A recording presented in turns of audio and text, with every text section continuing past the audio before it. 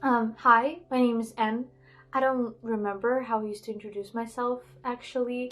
So yeah, it's been a while, but I intend to come back and get better at seeing my videos through because I actually have a few in stock. I don't know, it doesn't make sense to post something like an October vlog right now, so I'll just try to move on. And today we have a January wrap up to do. It's the middle of February right now, but I have two reasons to be doing this so late. The first one is that I actually um, finished three of the books that I'm going to talk today, like later in February, but I would count them as January reads because for the most part I read those books during January, and I would really love it if I would like this month these are the 7 books of this month, these are the 5 books of this month, but usually I don't know, I'm getting late and those things happen. And the second reason is that I now have a like consistent roommate. I'm living in dormitory, if you don't know. And before that, like I had a roommate that basically didn't live here. She lives not so far from the city, so she went back regularly. And this one, she lives here full time, and sometimes she's not here and I can film something. We have like one room, so nowhere to go, and I wouldn't want her to know that I'm making videos for YouTube in English. Like that's so weird. Um, and I figured that today is maybe the only day of the week when I'm free, like while we have the sunlight and she's not here. So maybe I will be doing the videos on Tuesdays. I don't know. But yeah, so let's get to the wrap up. The first book that I read um, is All This Time by Nikki Daughtry and Rachel Lippincott. And this is the book that I believe to be like the oldest on my TBR. I think that I saw it in a bookstore like years ago and I wanted to read it, but I just couldn't like find a moment or something. And I was sick of it, so I decided to finally read it. I bought it and I had a like physical copy, but but I left it at home, so I don't have it on me right now. So you can just watch this beautiful picture for the time that I'm talking about it. And basically this is a YA romance from the authors of 5 Feet Apart, if I'm not mistaken. I was kind of shocked to find out that Rachel Lippincott also wrote this book, like She Gets the Girl, which is also like, it's not really on my TBR, but it's on my radar. Like I know that it's a YA sapphic romance and I want to read it, but someday when I go through all the other sapphic romances that I have, then we'll get to this one. But yeah, so All This Time by Nikki Daughtry and Rachel Lippincott. I don't remember who did what, but I know that one of them wrote it like a script, yeah, and the other made it into a book. So that's why we have two authors here. And the premise is that the main character, Kyle, survives a car accident, but his girlfriend does not, and he blames himself for it severely and finds it hard to move on. But one day he crosses paths with Marley, who suffers from her own loss. And so Marley changes Kyle's life, and he finally feels like it all worked out, but and I didn't know about the but, so I'm not going to tell you like what's going to happen because I didn't even know that like the other shoe or something. I didn't know about it. Yeah, it's like implied and you know that something is not right. However, I want to tell you that the subplots are loss, grief, coming of age, and a breakup. I didn't think I would like this book. I thought that it's going to be mediocre, that I wouldn't like the character. However, I was pleasantly surprised with the plot twists. And I read the last like 50 pages in one sitting basically, and I liked his character development.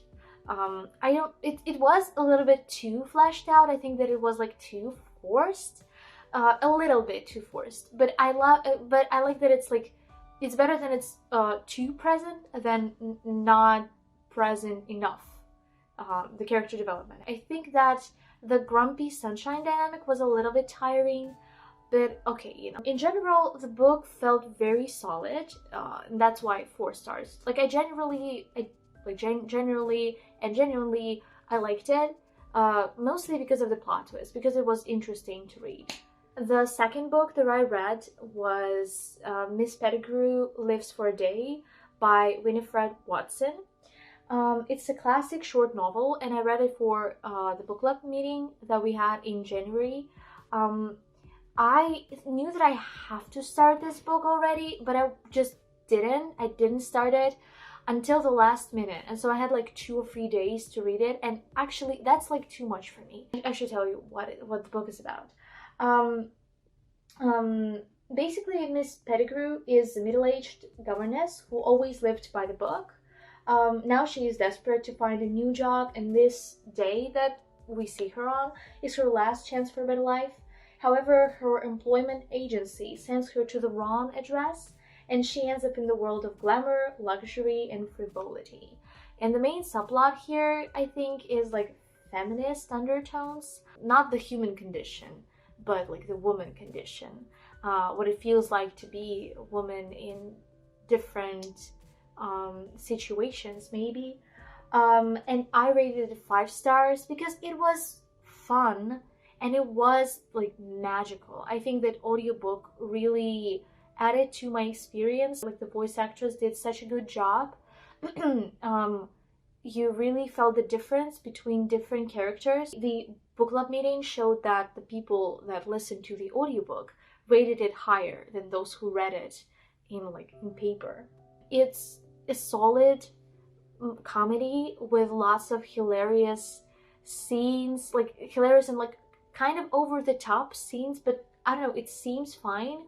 And in between those scenes, we listen or read or listen to the thoughts of Miss Pettigrew. So it's a 5 star, really 5 star, because it was short, but it was kind of magical. I loved the experience. Okay, the next book that I read was A Magic Steeped in Poison by Judy Eileen or Eileen, I don't know. And this book was also on my TBR for a while. It's a YA fantasy, which I don't read a ton of. I think that previous year I read like 2 fantasy novels, and I plan to change that a little bit, so that's why I started with A Magic Steeped in Poison. It's the first book in the Book of Tea duology, and basically the premise is that we have Nin, who is a daughter of a physician, and the Shenangshi. Shenangshi is a master of an ancient and magical art of tea, and Nin has seen her mother die from a poison that she herself failed to recognize and accidentally put in the tea. Her sister used to be their mother's apprentice, but now she's also sick. And so the sisters, when the sisters find out about a competition to appoint new court Shenangshi, they decide that Nin should go in her sister's stead. In order to save her sister, she will have to understand the court policies, learn to play their games, and tell allies from enemies. So that's basically it. A girl from a very, very small town goes to the court, and now she has to communicate and kind of live with like a princess, a lot of like court people. And yeah, she has some enemies, she has some allies. There's also like a romance subplot. It's not explored intensely. I think that the main like subplot here was class discrimination and grief, because the main character mourns her mom, but it wasn't intense, so I think that it shouldn't be triggering. I gave this book 4 stars because it was also quite a solid book that I genuinely enjoyed. You would think that I would drink some kind of sophisticated tea with this book, but I didn't. I was using tea bags all the time, but I did read this book with tea a lot. Yeah, I'm sure this is not the best fantasy book ever, but how would I know? I didn't read a ton of them. But I quite like it. I quite liked it, and I think that, you know, it was solid for what it was. It has a good cast of characters and lots of action. There's not really like a 1 minute that we're just resting. Or like there is like 1 minute, yeah. But not 10 minutes, you know, just one. And yeah, of course, the descriptions of magic were quite beautiful. I will be honest, I didn't get too much into it. Sometimes I was like, okay, it's very beautiful and I don't really want to know all the words that you are saying right now. I just want to enjoy it. Those were the books that I managed to finish in January. And now we have 3 books that I finished only in February, but it was like in the first days of February. So I still want to count it as like a January book, each of them. And the first that I finished in February was Wrong Place, Wrong Time by Gillian McAllister. It's a mystery and thriller book with sci-fi elements. The main element here is time loop and time travel. This is not a spoiler. This is basically in the premise of the book. The premise is that one day Jen, the main character, witnesses her son killing an unknown man and fails to understand how something so horrible could happen. And next morning, she wakes up in a previous day, and she keeps on going backwards in time, trying to understand what happened. The subplots are motherhood and parents' impact on children. I gave it 4 stars, again, quite a good month, you know. I want to be critical and say that maybe those books weren't so good, but they were so good. Maybe it's because most of them were recommended to me by someone, and usually by booktubers, so maybe that's why the books were quite good. But this book, it felt a little bit gloomy, and in the beginning I was sure that mystery is just not my genre. I can't stand it. I don't understand why. It's kind of ridiculous for me why such a normal like family would be involved in all of those gangster things. Like it was kind of ridiculous. Yes, it does sound ridiculous from a person who loves rom-coms, which is like a ridiculous genre in itself. It usually involves such stupid things happening, and everything is like so convenient in those books. But I don't know why. Maybe it's just like when you are a fan of a genre, you just let it slide for your favorite genre. But yeah, at some point it started getting like very intriguing, and I got into it, you know, all the way. I was shocked at the reveals and plot twists. I think that what saved this book for me and what made it so enjoyable for me was the theme, like the motherhood theme. I think it was handled very delicately and truthfully, and I liked the main character's journey on accepting the mistakes that she might have made, like while parenting her son. And I think that it was in a lot of ways comforting for me. This book was a part of Reese's book club, and I adore Reese Witherspoon. I know that like some of my favorite people online don't really align in taste with Reese's book club.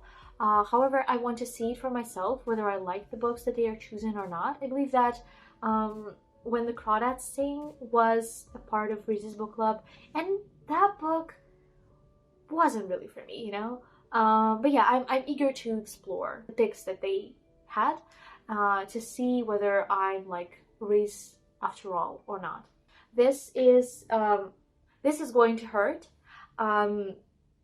Secret Diaries of a Junior Doctor by Adam Kay, and this is a nonfiction memoir and a gift from a friend. This friend actually has a boyfriend who is a doctor, so when I opened that present, we were like, I was like, oh, this book is in my TBR, thank you so much, I want to read it. My friend was like, yeah, I want to read it because I watched the TV show that was that this book was adapted to. How do you say that?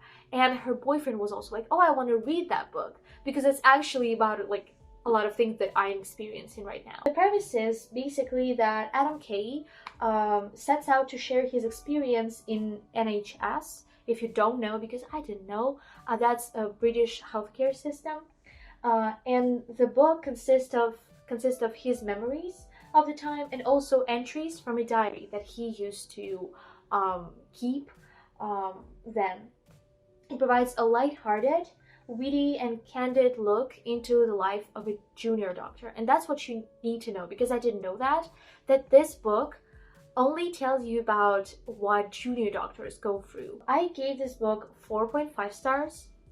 Yeah, 4.5 stars out of 5, because I really liked it. It is witty, it is so hilarious. I was audibly, not gasping, but I was audibly laughing. It is quite interesting and easy to read. That's what you need to know. Like, yeah, the topics, I wouldn't say they're heavy, you know. This book, it's not a heavy book, but I think that it was handled very well, you know. Yeah, and it kind of showed me that the things that we see as something so spectacular and once in a lifetime experience, for a doctor, for him, it's a standard procedure. And I think that it kind of comforts me that, you know, like, they know what they are doing. They do it every day, and they do it multiple times in a day. The only thing I would say is that I didn't expect the ending, the tone of it. Because, you know, the book is so hilarious, and he goes on and on about how, like, the doctors are underpaid, they work extra hours, they work so much. And you know from the start that he's not a doctor anymore, that he really quit this career. But I didn't expect the reason, and it's kind of tragic. You have to know that. The last book of this video and of January is My Brilliant Friend by Elena Ferrante. It's a historical novel and the first book in the Napolitan novels quartet. And the premise is that we have a story of a friendship between two women that lasted for decades, like for the most part of their lives. And the first book revolves around their childhood and adolescence. The subplots are coming of age, of course, puberty, different family situations, different like financial situations, and young romantic relationships, because the girls are going through like from 8, 10 to 13, 14, 15, and 16. Of course, we learn a lot about, but the topics of puberty are explored a lot, and also like their desire to be in a romantic relationship already, like the whole thing, yeah, is explored a lot.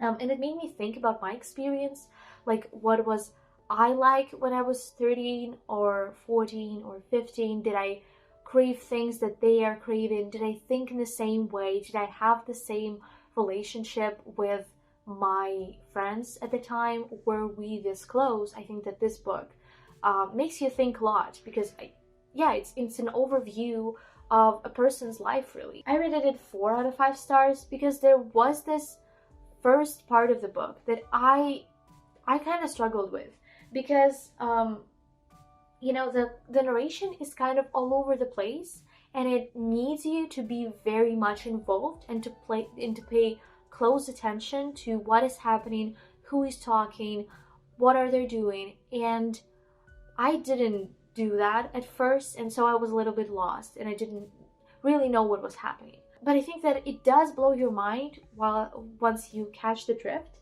and I was quite invested by the end of it. I agree that it's a fantastical novel. I wouldn't say that it's like the best that I read, because I still give it 4 stars. It still lacked something for me. I still feel like it was like, it kind of like wants too much from you at the start. I think that it should be a little bit easier on the listener or the reader at the start, but okay. Thank you for watching. I hope that you like this video, so you can give it a thumbs up, maybe subscribe if you want to. I would like to know what you read this January. What was your favorite book or least favorite book? You know, you could just drop a list there. I don't know. So yeah, thank you and goodbye.